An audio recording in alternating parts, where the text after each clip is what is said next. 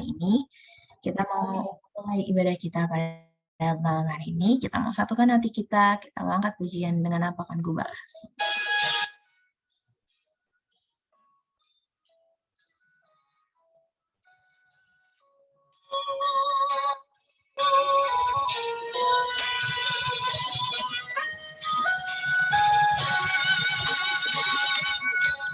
Kau Allah yang setia,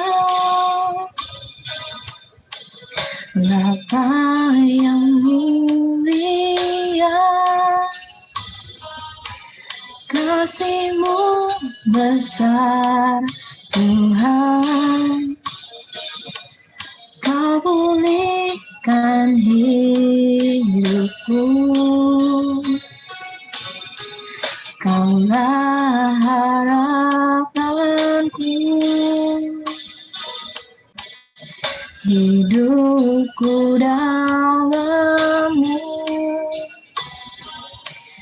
Terima kasih Tuhan,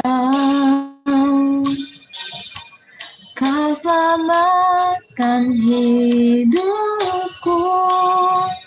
Dengan apa kan ku balas segala kebaikan-Mu? Segenap hatiku menyembah-Mu, Yesus. Ku bersyukur padamu selamanya. Kita mau nyanyikan lagi dari awal.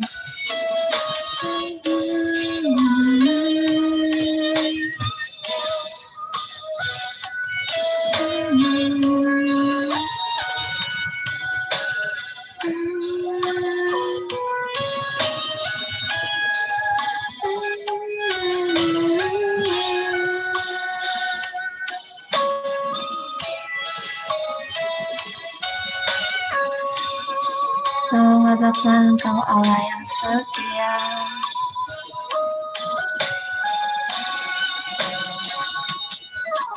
Kaulah harapanku, hidupku dalam-Mu.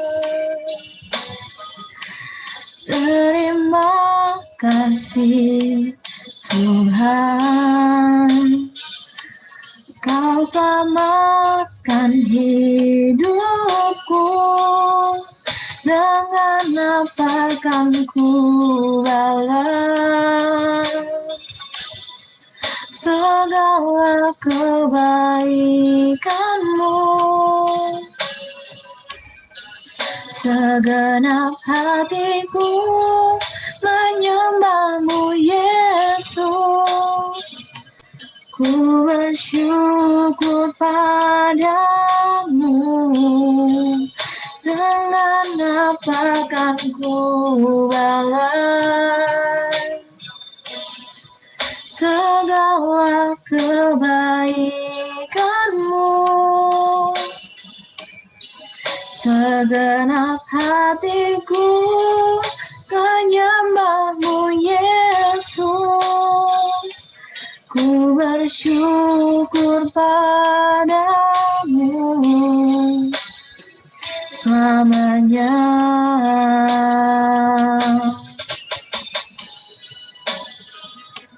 Ku bersyukur padamu selamanya.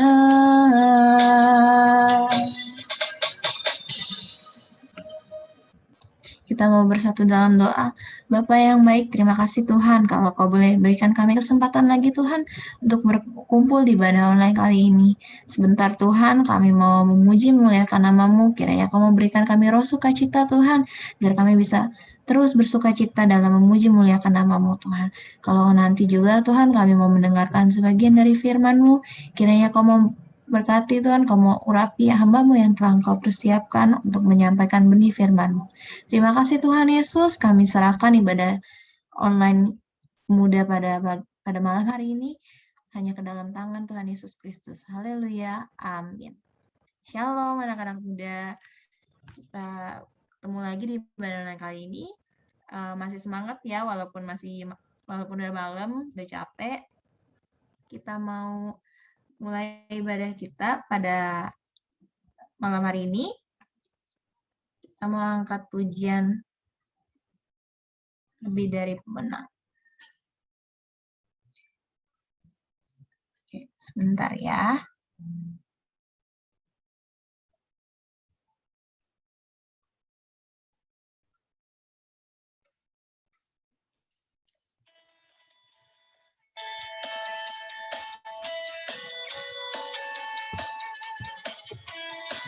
Kita mau sambil tepuk tangan ya.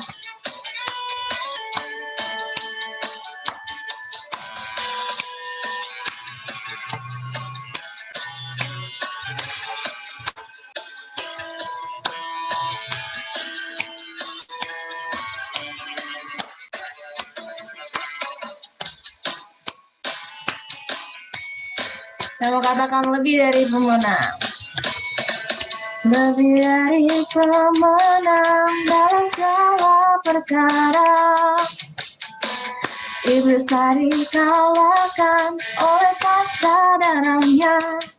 Jika Allah di pihak kita, siapa dapat melawan? Kita lebih dari pemenang. Lebih dari pemenang dalam segala perkara. Iblis telah dikalahkan oleh kuasa darahnya. Jika Allah di pihak kita, siapa dapat melawan? Kita lebih dari pemenang. Haleluya. Kibarkanlah panjinya, Yesus Raja segala raja. Haleluya. Bangkitlah gerejanya, kita lebih dari pemenang.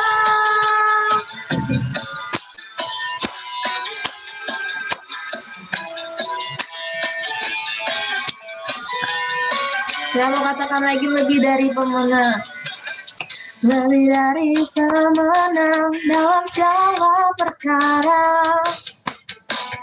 Iblis telah dikalahkan oleh kuasa darahnya. Jika Allah di pihak kita, siapa dapat melawan? Kita lebih dari pemenang. Haleluya. Kibarkanlah panjinya, Yesus Raja segala raja. Haleluya.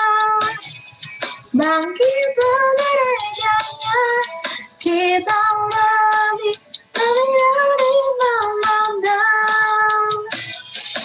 Haleluya. Kibarkanlah panjinya, Yesus Raja segala raja. Haleluya. Bangkitlah gerejanya, kita lebih dari pemenang. Kita lebih dari pemenang. Boleh beri kemuliaan dulu buat Tuhan. Kita mau sambung satu pujian lagi ya. Masih pada semangat kan ya? Kita mau sambung pujian kita. Kita mau katakan, Tuhan Yesus baik.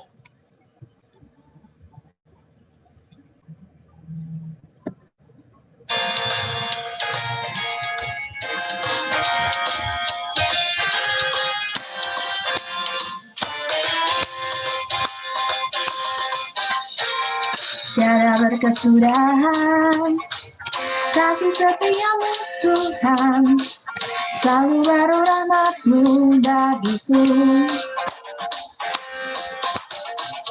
Hari berganti hari, tetap kulihat kasih-Mu, tak pernah berakhir di hidupku.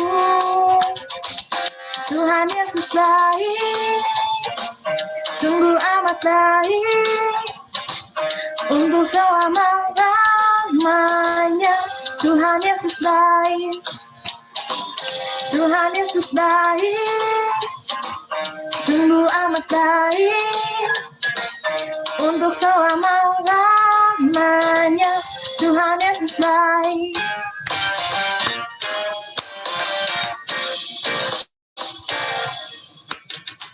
Tiada berkesudahan kasih setia-Mu Tuhan, selalu baru rahmat-Mu bagiku. Hari berganti hari, tetap kulihat kasih-Mu, tak pernah berakhir di hidupku. Tuhan Yesus baik, sungguh amat baik, untuk selama-lamanya. Tuhan Yesus baik, Tuhan Yesus baik, sungguh amat baik, untuk selama-lamanya. Tuhan Yesus baik.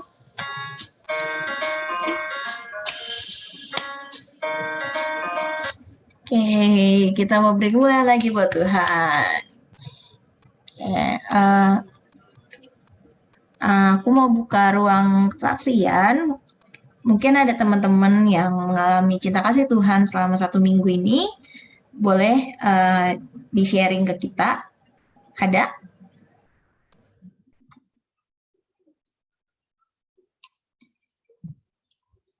Oke, mungkin aku mengawali ya.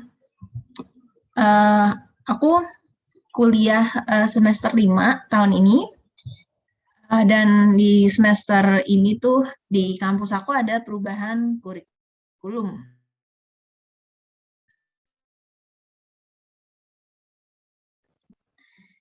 Aku juga sempat nanya waktu itu ke kating-kating, katanya semester 5 itu semester paling hektik selama kamu kuliah gitu. Udah siap-siap nih, aduh semester paling hektik nih, sanggup nggak ya kira-kira? Udah dibilang semester paling hektik ya, semester 5 ini, terus tiba-tiba ada perubahan kurikulum. Perubahan kurikulum itu bikin jadwal aku tuh semakin padat, jadi diwajibkan untuk ambil maksimal 24 SKS, yang seharusnya 20 SKS saja tuh udah padat. Ini ditambahin lagi jadwalnya. Ditambahin sekitar 2 jadwal kelas lagi. Yang lumayan padat ya, dan kebetulan juga di tahun ini aku lumayan aktif lah ya, ambil 2 kepanitiaan di kampus, dan kepanitiaan itu berjalannya di waktu yang berbarengan. Jadi ya lumayan sibuk sih, hampir setiap hari aku kelas dari hari Senin sampai Sabtu. Dari pagi sampai sore, malamnya suka rapat, terus minggunya ke gereja lagi. Rumah aku di Tangerang, tapi aku gerejanya di Mangga 2. Itu mesti berangkat pagi-pagi ibadah umum gitu. Terus siangnya ada ibadah sekolah minggu. Sorry. Habis ibadah sekolah minggu, kadang aku sorenya di jeda habis ibadah sekolah minggu sebelum ke ibadah youth ini ada rapat lagi. Lumayan sibuk ya. Apalagi aku anaknya gampang sakit sebenarnya. Dari zaman sekolah itu aku tuh selalu setiap mau ujian semesteran pasti sakit. Nggak kenapa-napa, tiba-tiba sakit. Selalu. Tiba-tiba panas tinggi, tiba-tiba pilek atau apa, itu pasti selalu sakit. Tapi puji Tuhan sekali, Tuhan benar-benar pelihara aku di tengah kesibukan aku yang sangat-sangat padat, dan aku anak yang sangat mudah sakit. Tuhan masih mau pelihara aku sampai saat ini. Aku nggak sampai yang drop sampai nggak bisa ngapa-ngapain. Itu semua bukan karena kekuatan aku, tapi Tuhan yang pelihara. Oke, kira-kira itu kesaksian dari aku. Mungkin teman-teman lain ada yang mau kesaksian?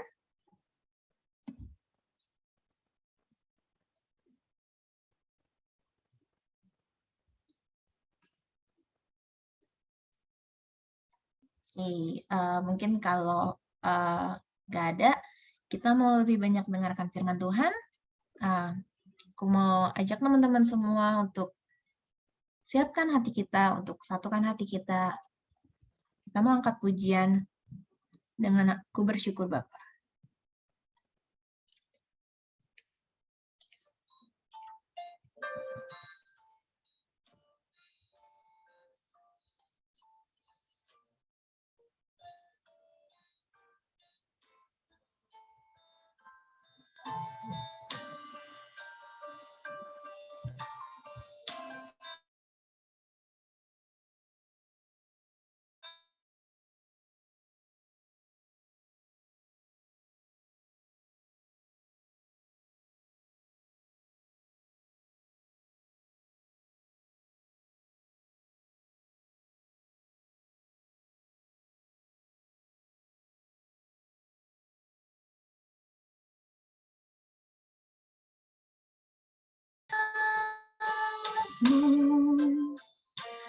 Terjadi di hidupku,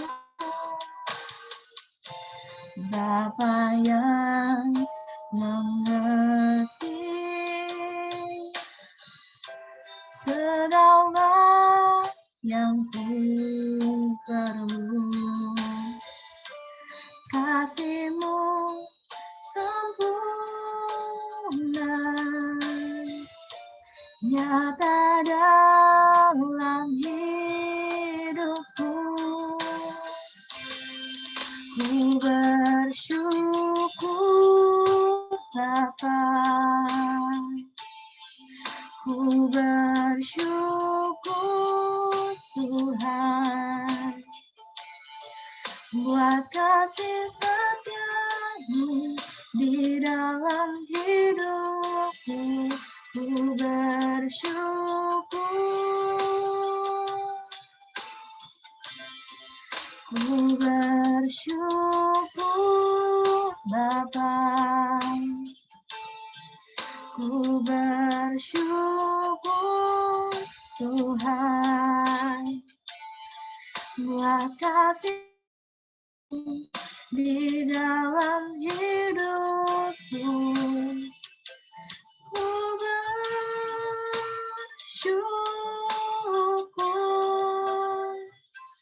Tuhan. Kamu siapkan hati kita.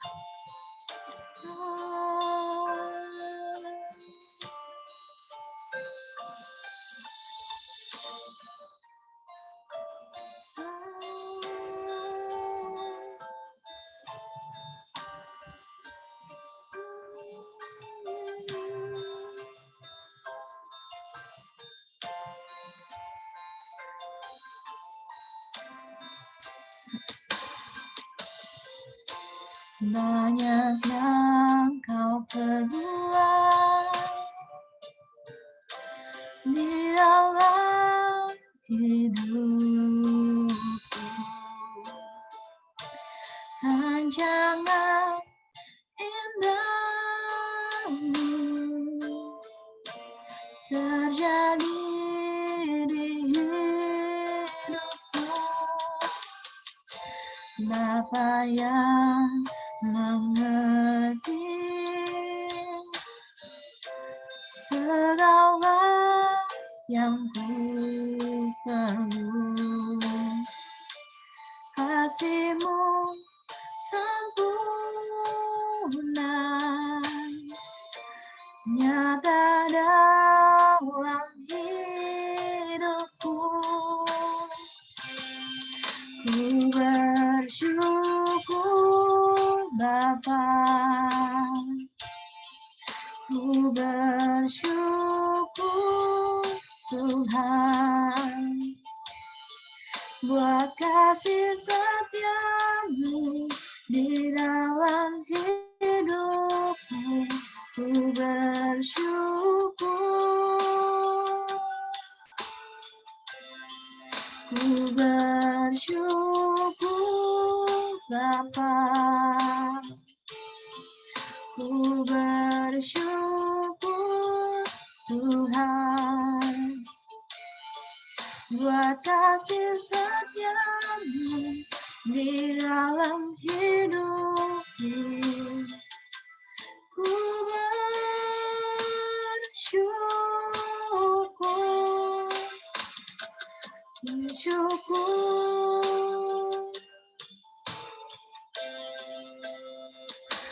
Tuhan.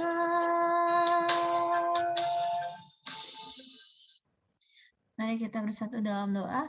Bapa dalam surga, terima kasih Tuhan kalau kami sudah memuji memuliakan nama-Mu Tuhan. Tiba saatnya Tuhan kami untuk mendengarkan sebagian dari firman-Mu. Kiranya Kau mau ajar kami Tuhan untuk duduk diam mendengarkan sabda firman-Mu. Kau juga mau urapi Tuhan lidah bibir hamba-Mu yang telah Kau persiapkan untuk menyampaikan benih firman-Mu pada malam hari ini Tuhan.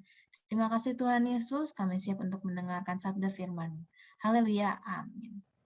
Waktu dan tempat aku persilakan kepada hambanya. Oke, sebelumnya suaraku kedengeran ya?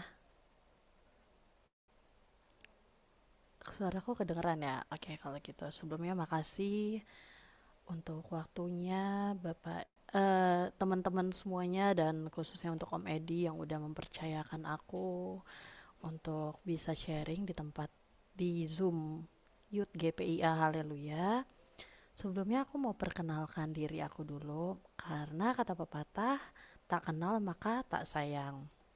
Nama aku Thalia Keisha Gandhi. Aku bergereja di GPIA El Gibor yang ada di Tangerang Selatan, yang digembalai oleh Bapak Pendeta Ferdi Irawan.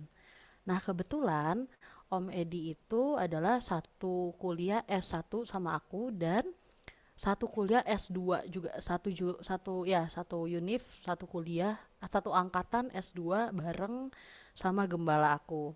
Jadi luar biasa, aku percaya kita ditemukan, kita di suaraku kecil ya.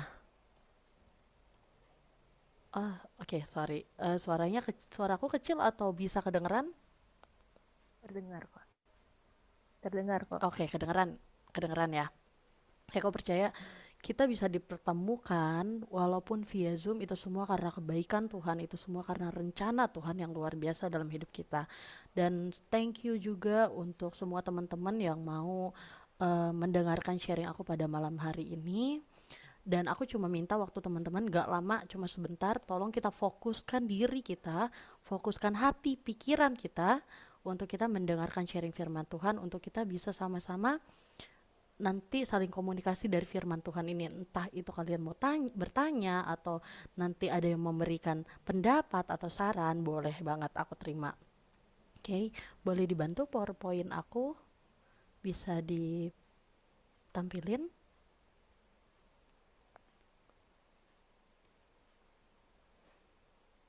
Oke, ya. Pada malam hari ini aku akan membawakan satu tema yang mungkin teman-teman sering banget dengar tema ini. Aku panggilnya teman-teman aja ya aku, karena terbiasa kalau sharing di youth aku manggilnya teman-teman. Mungkin teman-teman, cici-cici, koko-koko tahu, udah pernah dengar sharing ini, udah sangat kenal sekali dengan sharing firman Tuhan ini. Judulnya adalah Spiritual Warfare, yang terambil dari Efesus 6 ayat 10 sampai ayat yang ke-18. Kalau diterjemahkan dalam bahasa Indonesia, spiritual warfare adalah peperangan rohani.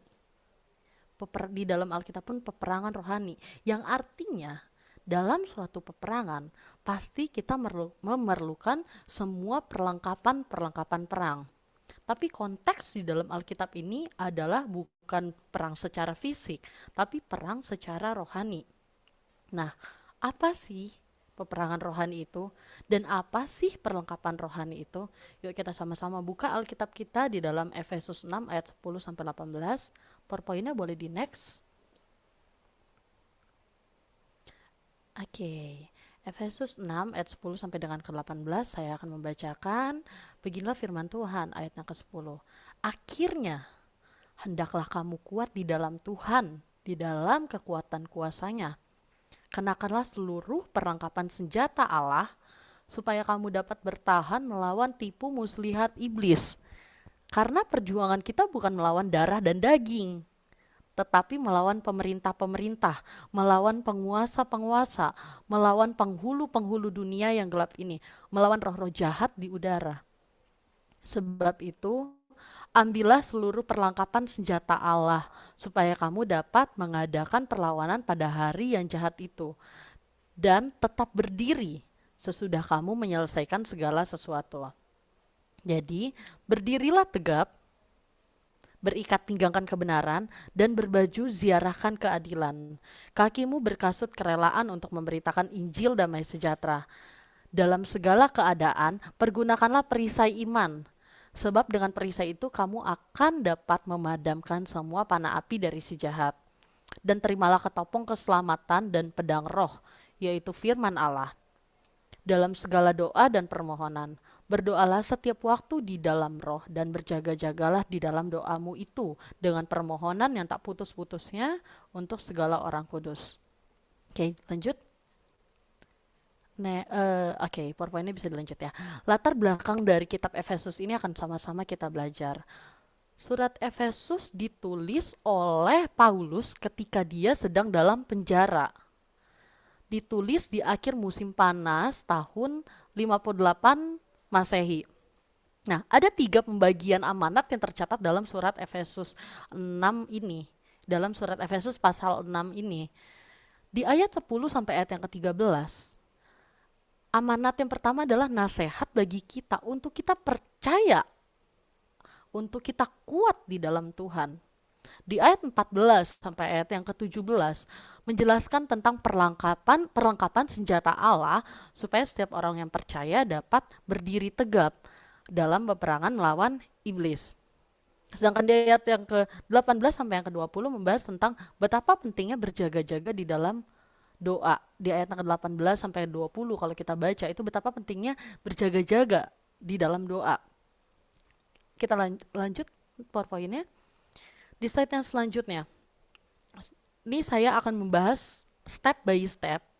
Kita akan coba perdalam ayat-ayat yang ada dari ayat yang ke-10 sampai ayat yang ke-18 sama-sama. Makanya saya minta ke fokusnya teman-teman untuk kita bisa, supaya saya men-sharingkan firman Tuhan ini bukan menjadi sia-sia, tapi firman Tuhan ini bisa menjadi pedoman, bisa menjadi patokan kita. Kenapa sih kita ini hadapin masalah, kita ini hidup untuk apa sih?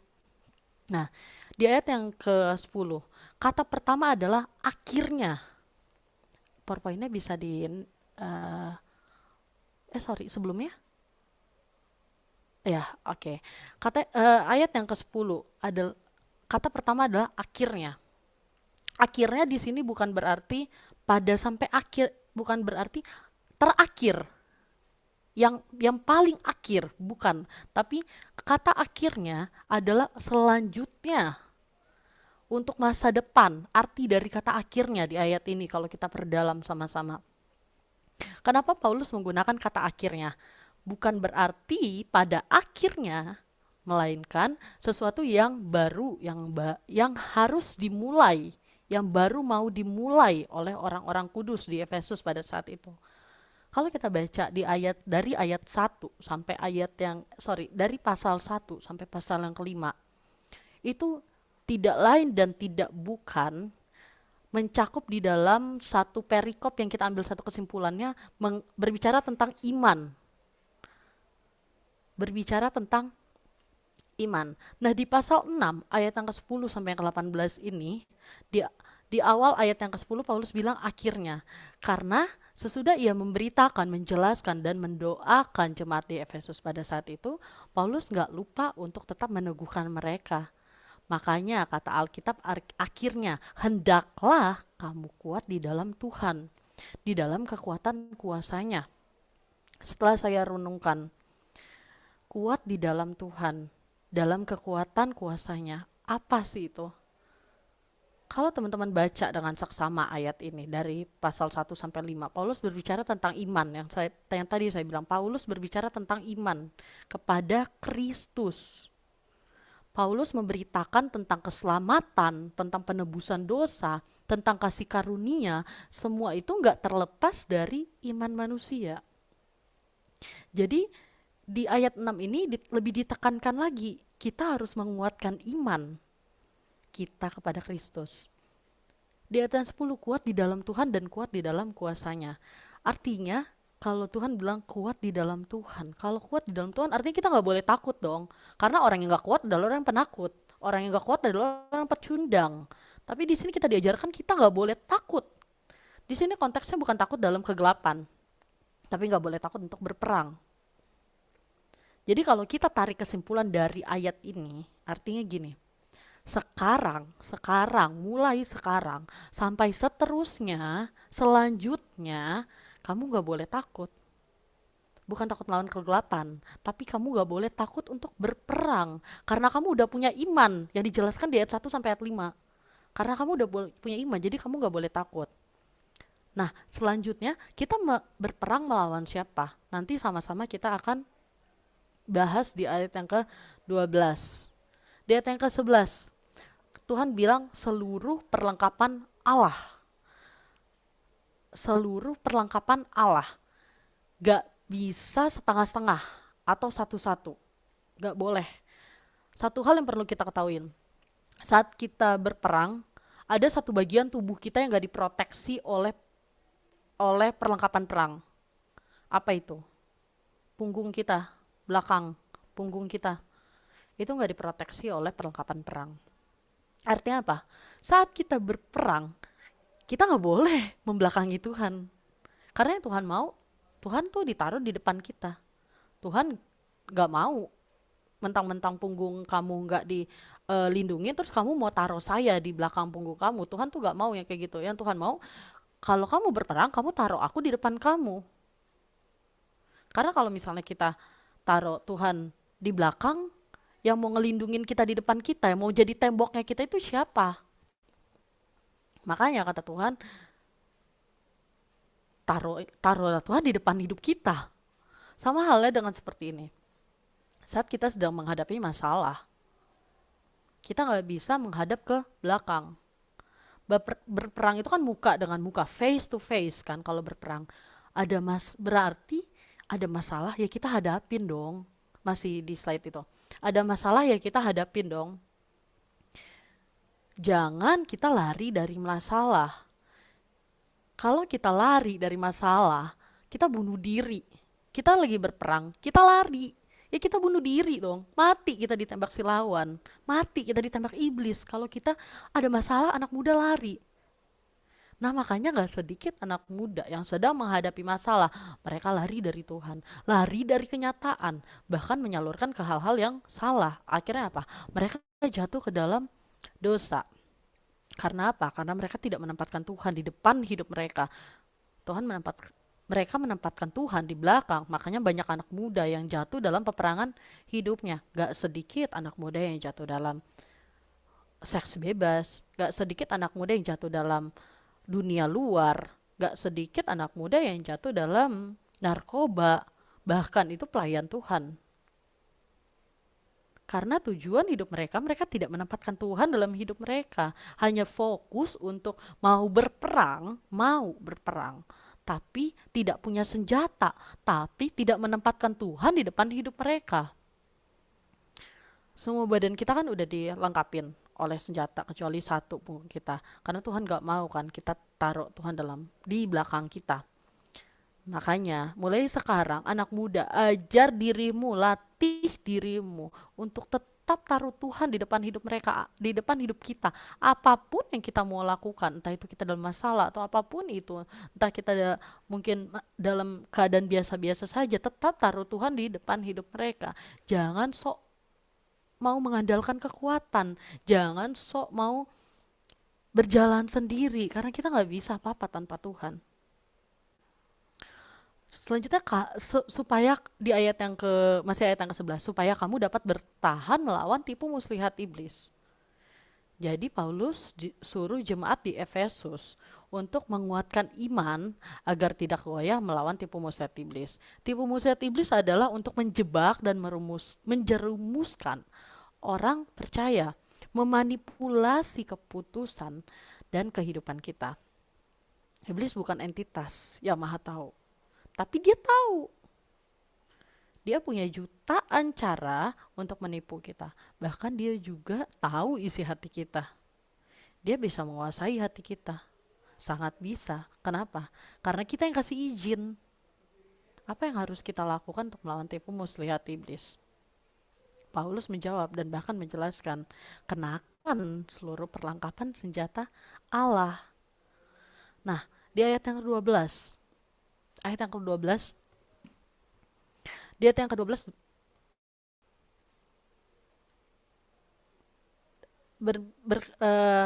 yang ke-12 ini, sebentar, sorry ya. Oke, di ayat yang ke-12 sama-sama deh kita baca ayat yang ke-12.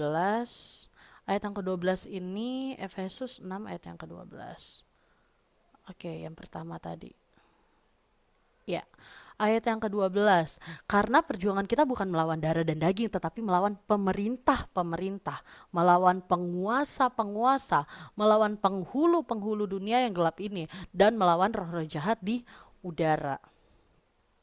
Perintah-perintah ini bukan pemerintah-pemerintah ini bukan pemerintah-pemerintah yang ada di bumi. Justru kan Tuhan mengajarkan kita untuk mendoakan pemerintah-pemerintah kita, tunduk kepada pemerintah-pemerintah kita. Itu kan yang Tuhan ajarkan. Jadi pemerintah-pemerintah di situ bukan pemerintah-pemerintah yang ada di bumi, tapi pemerintah-pemerintah di ayat yang ke-12 ini adalah, sorry ya, kok saya sebentar, sorry.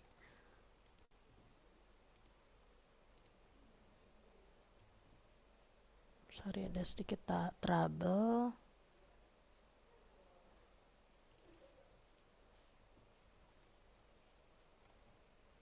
Oke, tapi pemerintah-pemerintah yang dijelaskan di ayat ini adalah pemerintah-pemerintah yang ada di udara. Artinya apa? Kalau kita baca dalam terjemahan terjemahan Indonesia sederhana, pemerintah-pemerintah di sini artinya yaitu roh jahat yang sekarang menguasai dunia. Dalam ayat ini Tuhan menjelaskan kalau iblis itu secara sengaja menentang kehidupan orang percaya. Makanya tadi saya bilang kan, iblis datang untuk membunuh, membinasakan. Dia menyusun tipu muslihatnya dengan teratur sampai kita sekalipun tidak mengetahui kalau kita nggak berjaga-jaga. Coba sama-sama kita buka Alkitab kita di dalam 1 Petrus 5 ayat yang ke-8. 1 Petrus 5 ayat yang ke-8.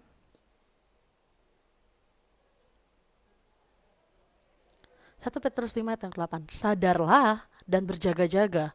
Lawanmu si iblis berkeliling sama seperti singa yang mengaum-ngaum dan mencari orang yang dapat ditelannya. Nah, makanya kita tuh harus bikin benteng pertahanan untuk diri kita supaya kita nggak bisa digoyahkan untuk tipu muslihat iblis itu. Kalau penghulu dalam bahasa Inggrisnya artinya prince, artinya pangeran-pangeran. Kalau kategori pangeran, berarti dia punya hamba-hambanya. Dan itu ada di bumi, kata Tuhan. Maka ketahuilah, jangan sekali-kali kita buta. Jangan sekali-sekali kita tutup mata kita. Karena Allah udah kasih tahu, iblis tuh punya hamba-hamba di bumi. Jadi jangan lengah. Ketika kita nggak waspada, kita pun bisa loh dipakai oleh iblis. Kita bisa dipakai oleh iblis. Kadang kita sendiri tanpa kita sadar ya, ucapan kita, tindakan kita bisa menjadi batu sandungan untuk orang lain. Saat kita lengah, saat itulah kita sedang dipakai iblis. Saat itulah iblis coba untuk tembus tembok yang ada di depan kita, untuk kita bisa menjadi alatnya iblis. Jadi latih terus hidup kita untuk kita terus berjaga-jaga dengan semua senjata yang Tuhan sudah siapkan. Karena latihan jasmani itu terbatas, sedangkan latihan rohani tidak ada batasnya sampai selama kita masih hidup. Jadi terus latih diri kita untuk kita bisa terus menjaga diri kita itu. Selanjutnya di ayat yang ke-13. Di ayat yang ke-13, ambillah seluruh perlengkapan senjata Allah. Berarti kalau kata ambillah itu Tuhan udah siapin. Tapi ada satu perintah, kata ambillah. Satu kalimat perintah. Artinya kita butuh langkah, kita harus maju, kita butuh tindakan untuk mengambil perlengkapan itu. Tuhan ajarin sini ambillah. Jadi kita nggak boleh diem sebenarnya. Tapi di sini Tuhan suruh ambil. Tuhan suruh kita gerak untuk ngambil senjata itu. Artinya kita harus bertindak. Menariknya karena Paulus menggunakan kata seluruh. Kata Paulus kan seluruh perlengkapan senjata Allah. Karena kalau kita coba renungkan ya, kata seluruh sangat tepat. Kita nggak bisa berperang kalau cuma pakai baju besi aja. Kita nggak bisa berperang kalau nggak ada senjata. Gimana mau berperang kalau cuma pakai baju besi? Sedangkan senjata aja nggak punya. Makanya katanya seluruh perlengkapan. Ambil seluruh. Nggak boleh satu-satu. Makanya di ayat 13 ini bilang ambillah seluruh. Oke. Slide yang selanjutnya boleh? Iya, oke. Sebelumnya? Ya, oke. Nah, ini slide yang selanjutnya. Tanpa kita sadar sebenarnya setiap hari ada peperangan rohani dalam hidup kita. Ada. Kalau ngomong tentang berperang, sebenarnya kita butuh paksaan untuk kita mau maju berperang. Gak mungkin dong diam-diam tiba-tiba kita mau berperang. Ada satu dorongan, ada satu paksaan untuk kita mau berperang. Dan itu harus secara sengaja. Karena kita gak boleh kalah dari iblis. Karena yang kita tahu iblis datang untuk mencuri, membunuh, dan membinasakan. Seperti tadi yang saya udah bilang. Dan akhir-akhir ini justru banyak anak muda yang terperangkap dalam peperangan itu kan. Karena tidak adanya perlengkapan rohani. Nah, di sini kita akan belajar sama-sama poin-poin penting. Apa aja sih perlengkapan rohani itu? Di ayat Efesus 6 ayat 14. Jadi berdiri tegap, berikat pinggang kebenaran, dan berbaju ziarah keadilan. Ikat pinggang itu diartikan dengan kebenaran dalam konteks ini. Berdiri tegap, berikat pinggang kebenaran. Kebenaran di sini diartikan lagi adalah ketulusan, kejujuran. Jadi dasar dari persenjataan kita adalah kebenaran, yang artinya ketulusan dan kejujuran. Dan senjata ampuh iblis itu kan adalah tipu muslihat, tipu dusta. Makanya kenapa Tuhan manggil iblis itu adalah bapa segala dusta. Karena di bawah bapa ada anak-anaknya. Terus siapa dong anak-anaknya? Nah, kalau kita berbohong ya sama aja kita anaknya. Karena kita nggak bisa jaga ikat pinggang kita, yaitu kejujuran. Apa yang keluar dari mulut kita. Kita nggak bisa jaga itu. Bisa saja kita dicap sebagai anak si iblis, anak dari bapa segala dusta. Kenapa? Karena kita kan udah gak ada lagi persenjataan pertama. Baru yang pertama loh, baru sabuk. Udah gak bisa kita ambil, kata Tuhan. Sabuk itu gunanya untuk mengikat. Kalau biasanya cowok, laki-laki, itu pakai sabuk di pinggangnya kan. Coba deh kita ambil sabuknya. Pasti celananya melorot. Jadi apa yang terikat dalam tubuh kita, kalau kita nggak pergunakan baik-baik, kalau kita nggak jaga lalu diambil orang, itu akan jatuh dari tubuh kita. Sama dengan halnya mulut kita. Kejujuran kita, apa yang keluar dari mulut kita, kalau kita nggak jaga, habislah sudah diambil orang, senjata yang pertama kita. Jadi di sini sama-sama aku mau ngajak teman-teman, katakan dalam hati kita, aku mau jadi orang yang benar, yaitu dengan cara jujur dalam segala sesuatu. Jadi poin yang pertama dari senjata ini adalah ikat pinggang kebenaran, yaitu Aku harus punya pikiran yang benar, harus jujur, aku harus tulus, aku nggak boleh munafik dan sebagainya. Yang kedua, ayat yang ke-15. Berbaju ziarah kan. Berbaju ziarah kan yaitu diartikan di sini keadilan. Gampang nggak sih jadi orang adil? Contohnya gini, kalau kita ada dalam satu rumah, anggap diri kita sebagai orang tua ya. Kita punya 2 anak. Anak yang A minta makan, dikasih. Anak yang B minta makan, nggak dikasih.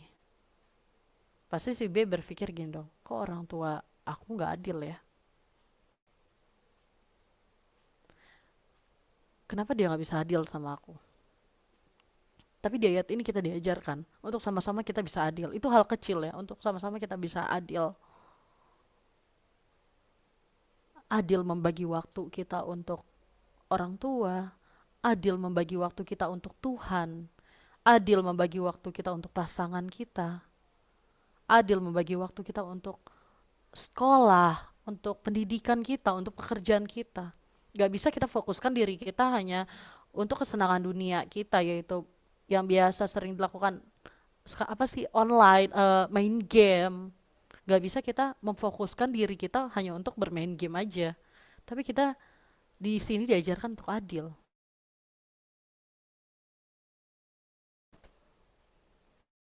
Karena kalau senjata yang pertama nih bisa kita pegang. Oke, senjata yang pertama kejujuran, kita udah jadi orang yang jujur. Tapi kita nggak bisa jadi orang yang adil. Kita nggak akan bisa berperang. Udah punggungnya kosong, nggak ada yang lindungin. Terus nggak ada baju nggak ada baju zirahnya lagi. Nggak bisa. Kita harus punya lengkap semuanya. Makanya tadi dari awal saya bilang nggak boleh satu-satu. Kita harus punya seluruh. Kita harus punya seluruhnya. Jadi senjata perang yang pertama adalah ikat pinggang, yang artinya kejujuran. Milikilah kejujuran dalam diri kita. Yang kedua adalah baju zirah, yang artinya keadilan. Milikilah keadilan dalam diri kita. Bagi waktu kita untuk Tuhan. Senjata yang ketiga, Efesus 6 ayat 15. Kakimu berkasutkan kerelaan untuk memberitakan Injil damai sejahtera. Kasut. Kerelaan untuk memberitakan Injil damai sejahtera. Ayat yang ke-15. Kakimu berkasut kerelaan untuk memberitakan Injil. Garis bawahi memberitakan Injil. Ternyata ministry atau pelayanan adalah senjata rohani loh. Memberitakan Injil. Jadi bukan pelayanan sebenarnya yang butuh kita. Kita yang butuh pelayanan itu. Pelayanan gak harus di mimbar. Pelayanan gak harus dilihat semua orang. Soundman yang ada paling belakang itu pelayanan. Tapi di sini lebih ditekankan memberitakan Injil. Gampang gak sih memberitakan Injil? Aku, Om Edi, Om Gembala aku, banyak teman-teman yang lain. Mungkin kita sekolah teologi untuk lebih mendalami bagaimana cara memberitakan Injil yang baik. Gampang gak? Susah. Tapi di sini Tuhan bilang, kalau kamu mau berperang, kamu pakai kasut, yaitu memberitakan Injil. Bukan berarti saya suruh teman-teman di sini semua harus sekolah teologi untuk belajar bagaimana caranya memberitakan Injil. Enggak, tapi kita paling tidak, kalau kamu gak berani memberitakan Injil di depan mimbar, kamu harus memberitakan Injil kepada teman kamu, face to face. Di sini kan gak ditulis, di ayat 15 gak ditulis memberitakan Injil di depan mimbar, memberitakan Injil di komsel, di youth, gak ditulis kayak gitu. Tapi berarti artinya di sini memberitakan Injil kepada siapa aja, entah itu cuma kepada teman kamu ajak dia nongkrong, ngopi bareng-bareng, habis itu mulai untuk memberitakan Injil firman Tuhan. Itu artinya kamu udah mulai bertindak, melangkah untuk mengambil kasut itu. Karena tanpa pelayanan kita nggak bisa punya persenjataan. Sedangkan syarat untuk memiliki persenjataan, syarat untuk berperang harus pelayanan. Gimana mau berperang kalau senjata aja nggak ada? Jadi ingat baik-baik, catat dalam diri kita, bukan bukan pelayanan yang butuh kita, tapi Kita yang butuh pelayanan itu. Kita butuh pelayanan. Kita butuh senjata untuk kita berperang. Jadi buat satu prinsip dalam hidup kita, aku mau terus memberitakan Injil firman Tuhan kepada siapapun itu. Kepada siapapun itu. Yang selanjutnya, masih PowerPoint yang tadi. Yang selanjutnya Efesus 6 ayat 16. Dan dalam segala keadaan pergunakan perisai iman. Sebab dengan perisai itu kamu akan dapat memadamkan semua panah api dari si jahat. Perisai iman. Perisai tentara Romawi saat itu, seperti yang ada di gambar itu disebut tereus, artinya pintu. Karena perisai ini terbentuk seperti pintu untuk menahan panah api. Maka apa itu perisai iman? Iman dalam konteks ini adalah iman yang fungsinya untuk bertahan dari serangan panah api, seperti yang saya sudah jelaskan di awal tadi, kegunaan dari iman kita. Sedangkan kata iman sendiri berasal dari kata pistis, yang artinya kepercayaan atau keyakinan. Maka perisai iman adalah suatu kepercayaan, suatu keyakinan kepada Tuhan Yesus Kristus yang memberikan kita kekuatan untuk bertahan dalam serangan api.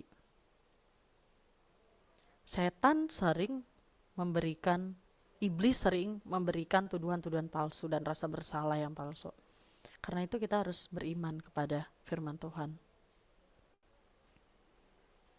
Kita harus kuat. Kita harus punya iman. Supaya apa? Kita kuat dalam berperang. Perisai iman.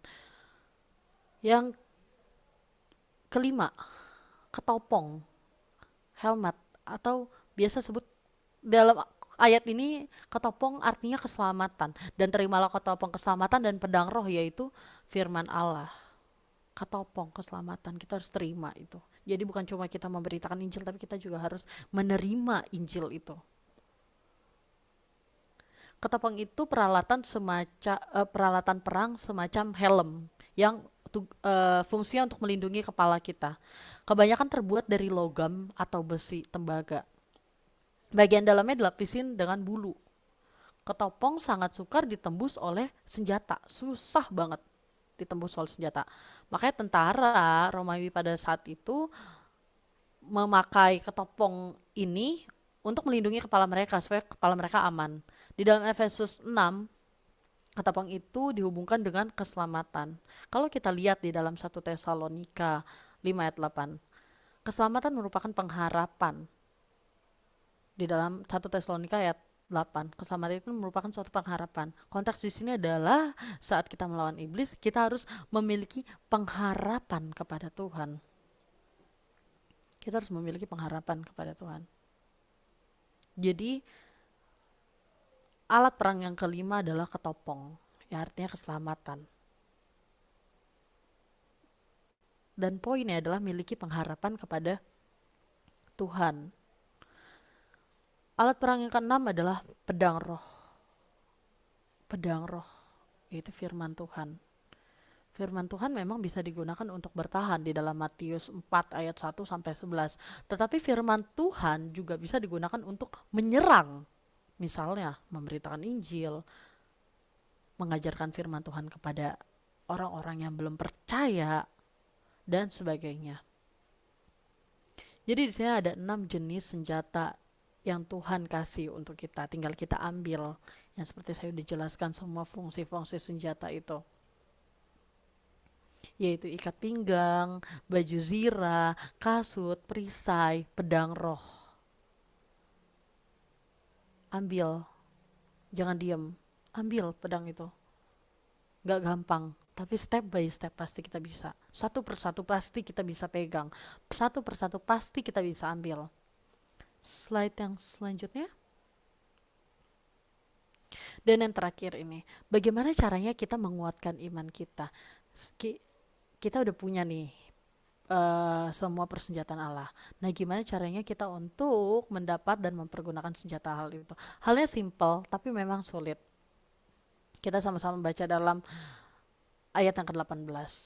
Dalam segala doa dan permohonan berdoalah setiap waktu di dalam roh, dan berjaga-jagalah di dalam doamu itu dengan permohonan yang tak putus-putusnya untuk segala orang kudus. Yang artinya pray at all times. Kalau dalam NAS, iblis selalu menunggu waktu yang tepat untuk menyerang. Kalau kita nggak selalu siap, gampang kita diserang. Berdoa di dalam roh ini bukan berarti berdoa dalam bahasa roh atau berdoa berbahasa lidah, bukan, tapi ini adalah doa yang dipimpin oleh Roh Kudus. Doa yang dipimpin oleh Roh Kudus. Dan berjaga-jagalah di dalam doamu. Berjaga-jaga berarti kita semua nggak boleh bosan dalam berdoa. Nggak boleh bosan. Kita harus buat satu komitmen. Kalau di gereja, di GPI, di El Gibor sendiri, kita ada yang namanya doa berantai. Nah, itu kita lakukan 24 jam. Jadi ada yang jam 1, 2, 3, dan sampai seterusnya. 24 jam kita lakukan doa berantai. Kalau ada yang dapat bagian di jam 5, kayak aku, jam 5 pagi. Susah gak sih? Susah banget. Ngelawan ngantuknya, ngelawan capeknya, yang masih pengen merem, susah banget. Tapi di sini kata Tuhan, pray at all times. Dan supaya apa? Supaya kamu bisa berjaga-jaga. Maka dari itu kita semua harus berjaga-jaga dalam doa. Jangan jadiin doa itu sebagai rutinitas, tapi jadiin doa itu sebagai kebutuhan. Jadiin doa itu sebagai kebutuhan. Bangun satu komunitas, bangun satu prinsip dalam hidup kamu juga untuk kita mau terus berdoa supaya kita bisa terus berjaga-jaga. Ketika doa itu jadi prioritas, jadi kebutuhan kita, anytime pasti kita akan siap siaga. Simpel sih kalau dengar. Disuruh doa terus, doa terus, doa terus. Tapi luar biasa banget loh impact dari doa itu. Gimana doa itu mau bekerja dalam hidup kita. Luar biasa banget.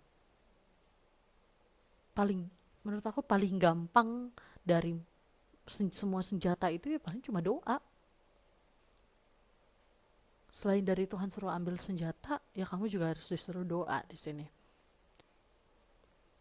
Nah, yang terakhir permohonan untuk segala orang kudus. Jadi artinya berdoa itu bukan untuk diri sendiri aja, tapi doa itu kita harus mendoakan orang lain juga. Karena yang diserang itu bukan cuma kita aja yang diserang oleh iblis. Orang lain juga pasti kan diserangkan oleh iblis. Dan bukan cuma kita doang yang berperang, orang lain juga harus. Makanya sama-sama, selain kita berdoa, selain kita berdoa untuk diri sendiri, selain kita berjaga-jaga untuk diri kita sendiri, kita juga harus berdoa untuk orang-orang lain. Kayak penting sama-sama kita saling mendoakan satu sama yang lain. Dari zaman Kejadian juga manusia udah saling mendoakan. Nah, zaman Perjanjian Baru ditegasin lagi oleh Paulus untuk kita saling mendoakan. Ayat yang terakhir, slide selanjutnya. Oke, slide selanjutnya kesimpulan dari firman Tuhan pada malam hari ini. Ada 3 poin penting yang aku sharingkan pada malam hari ini yang bisa teman-teman juga renungin. Di zaman sekarang ini, yuk sama-sama belajar kuatkan iman kita. Yang pertama, dan yang kedua, ambil yuk senjata yang udah Tuhan siapin. Tinggal ambil kok kata Tuhan, gak perlu cari, tinggal ambil. Yuk sama-sama kita ambil. Dan terus tekunlah dalam berdoa. Mungkin itu aja sharing dari firman Tuhan pada malam hari ini. Dan aku mau sedikit kesaksian juga. Kalau teman-teman lihat, gak tahu ya kelihatan atau enggak, muka aku itu gak normal. Muka aku gak normal. Aku diizinin Tuhan untuk dapat satu penyakit. yang namanya Bell palsy. Mungkin yang teman-teman kalau udah pernah dengar ya nama penyakit ini, Bell palsy. Kalau teman-teman lihat kedipan mata aku itu cuma setengah, yang ini nggak ngedip, dan senyuman aku juga nggak normal. Aku dapat penyakit ini sekitaran bulan akhir April tahun ini, dimana saat-saat aku sedang susun skripsi. Tuhan izinin aku untuk dapat penyakit ini. Penyakit ini kalau kata dokter 1 tahun mungkin hanya 1 orang yang dapat. Mau dibilang langka ya enggak juga. Penyakit ini sejenis stroke, tapi stroke yang ada di muka. Hanya yang ada di muka. Badan, tangan, kaki semuanya normal. Hanya ada di muka. Udah beberapa kali, udah sampai 3 kali ke rumah sakit, gonta-ganti dokter, dan ada satu dokter yang ngomong, kamu nggak akan sembuh. Karena kalau aku pelajarin dari penyakit ini, dia hanya 2 minggu proses kritisnya, 2 minggu, setelah minggu ketiga dan selanjutnya itu udah mulai proses penyembuhan. Tapi aku udah jalan 6 bulan, dan proses kritis aku itu 3 bulan, 3 atau 4 bulan, itu masa-masa kritisnya aku. Masuk bulan kelima, 6, itu masa proses penyembuhan. Di waktu bulan kedua, aku datang ke dokter yang terakhir, dokter ketiga dari 3 dokter. Dia bilang, kamu nggak, dokter kedua dari 3 dokter. Dia bilang, kamu nggak akan sembuh. Karena udah 2 bulan aja, muka kamu ini nggak gerak. Awalnya aku nggak gerak sama sekali, aku nggak bisa ngomongnya cuma ini doang yang gerak, hidung aku nggak bisa ngangkat setengah, senyum aku nggak full. Tiba-tiba dokter itu ngomong gitu, kamu nggak bisa sembuh. Bukan satu tembakan yang kena dalam hati aku. Di situ aku mikir, aku renungin, kenapa aku bisa down saat dia ngomong kayak gitu. Karena aku nggak punya senjata. Aku nggak punya senjata untuk melindungi diri aku sendiri. Makanya aku down pas dia ngomong kayak gitu. Akhirnya aku datang dokter yang ketiga, cari dokter lain. Datang dokter yang ketiga ngomong kayak gini, oh, Bell palsy, ini pasti bisa sembuh. Dari situ aku bikin satu prinsip dalam hidup aku. Manusia mau ngomong apapun, tapi aku tetap percaya sama Tuhan.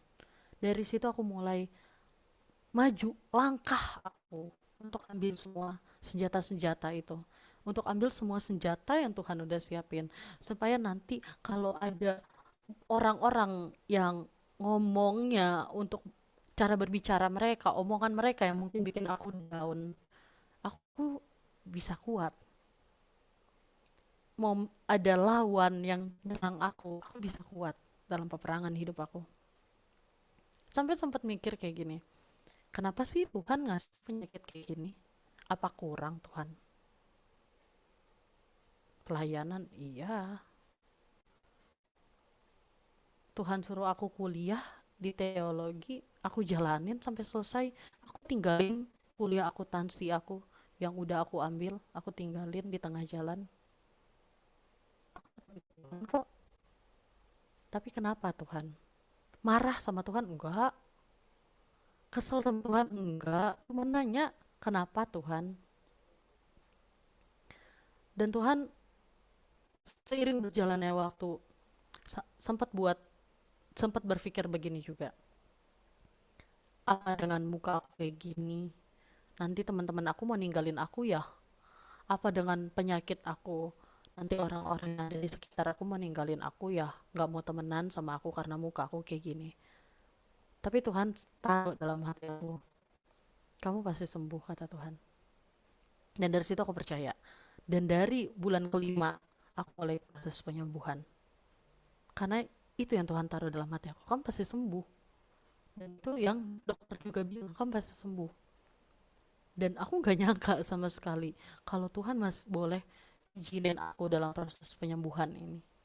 Menurut aku satu hal yang luar biasa banget, yang harusnya aku mengucap syukur terus sama Tuhan. Makanya pas Om Edi bilang, Talia boleh bantu khotbah, boleh bantu sharing di youth, boleh. Aku nggak malu dengan muka kayak gini. Karena terus, oh ya, aku ketemu satu pendeta yang luar biasa banget. Pendeta itu ngomong apa? Kamu tahu nggak kenapa kamu kena sakit ini?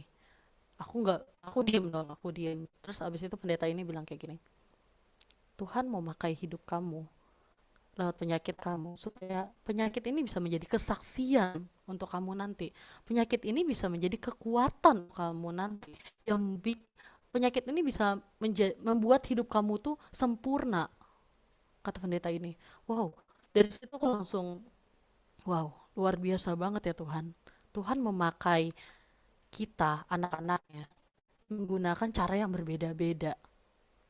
Makanya Tuhan udah siapkan semua senjata-senjata itu, tinggal kita ambil untuk kita lindungin diri kita. Jadi itu sharing dari aku, itu kesaksian dari aku. Semoga bisa memberkati kita semua dan terus kuat dalam Tuhan. Kuatkan iman kita, ambil senjata yang Tuhan telah siapkan dan terus berjaga-jaga dalam doa. Bertekunlah dalam doa selalu. Jadi kenapa kita bisa hidup? Kenapa Tuhan izinin kita hidup? Kenapa ada dunia? Kenapa nggak tiba-tiba kita semua ini ada di surga aja? Kenapa kita harus di dunia ini sih? Ya karena itu Tuhan mau bikin satu games buat kita, kayak Squid Game sekarang yang film yang lagi tren kan. Tuhan mau bikin games dalam hidup kita. Siapa yang bisa menang lawan dalam perangan, dia yang akan menang. Jalan yang Tuhan udah siapkan buat kita semua yang bisa hidup di sini, kalau itu semua karena Tuhan, karena tuntunan Tuhan juga. Mungkin itu aja sharing dan kesaksian dari aku. Terima kasih, Tuhan Yesus memberkati. Sama-sama kita tundukkan kepala, kita berdoa yuk. Tuhan Yesus, terima kasih untuk berkat-Mu. Terima kasih untuk kebaikan-Mu. Terima kasih untuk rahmat yang Tuhan berikan kepada kami semua, Tuhan. Dan terima kasih untuk hikmat, akal budi, marifat yang Tuhan telah berikan kepada hamba-Mu ini, Tuhan. Hamba telah selesai berbicara, Tuhan, sebagian dari isi hati Tuhan. Selanjutnya tinggal Tuhan yang memutar semua roda kehidupan kami dengan sempurna. Tinggal Tuhan yang mengatur hidup kami dengan sempurna. Ini hidup kami semua, Tuhan. Kami mau terus melayani Tuhan. Kami mau terus berjaga-jaga. Kami mau terus kuatkan iman kami. Kami mau terus ambil senjata yang Tuhan telah siapkan, Tuhan. Kami mau, Tuhan, kami mau buat komitmen itu di hadapan Tuhan. Dan kami mau menempatkan Tuhan dalam hidup kami, Tuhan. Di depan hidup kami, bukan di belakang hidup kami, ya Tuhan. Terima kasih Tuhan Yesus. Pakai teman-teman yang telah hadir di tempat ini, Tuhan, yang telah hadir dalam Zoom doa, dalam ibadah Zoom ini, Tuhan Yesus. Urapi mereka, kuduskan, sucikan, dan layakkan mereka selalu, Tuhan, dalam aktivitas pekerjaan maupun studi pendidikan mereka, Tuhan. Terus pakai mereka, Tuhan Yesus, menjadi berkat-Mu, Tuhan, menjadi terang-Mu, Tuhan Yesus. Terima kasih Bapa yang baik, terima kasih Allah Roh Kudus. Kami siap, Tuhan Yesus, untuk menerima berkat-berkat-Mu dari malam ini dan sampai seterusnya, ya Bapa. Terima kasih Tuhan Yesus yang baik. Sempurnakanlah doa kami, Tuhan Yesus. Dalam nama Tuhan Yesus Kristus kami berdoa dan kami mengucap syukur. Haleluya. Amin. Selanjutnya saya serahkan kepada Kak Ripka atau Om Edi, ya. Silahkan. Oke, terima kasih Ci Talia Kezia buat firman yang telah disampaikan, firman yang sangat indah ya. Ya, saya atas nama GPA Haleluya ingin mengucapkan terima kasih atas firman yang disampaikan. Tuhan Yesus memberkati. Oke, saya akan membacakan sedikit pengumuman. kita minggu depan ada ibadah kembali seperti biasanya melalui Zoom juga lewat platform ini pada pukul 18.00 atau jam 6 sore ya. Minggu depan yang akan melayani pujian itu akan dilayani oleh Bapak Pendeta Muda Edi Susanta, dan yang firman adalah Ibu Vera atau Ibu Gumbala ya. Lalu sebentar lagi kita akan berpisah satu dengan yang lain. Mari sama-sama kita satu hati untuk menerima berkat yang daripada Tuhan. Dipersilakan Bapak Edi Susanta untuk doa berkat. Ya, sebelumnya saya mengucapkan banyak terima kasih kepada Saudari Rika yang telah menjalani puji-pujian, dan juga Alia yang sudah menyempatkan waktu untuk sharing firman Tuhan pada malam hari ini. Ya, tetap semangat melayani Tuhan. Saya memilih kamu untuk membawakan kebenaran firman Tuhan karena saya tahu Tuhan bekerja untuk kamu.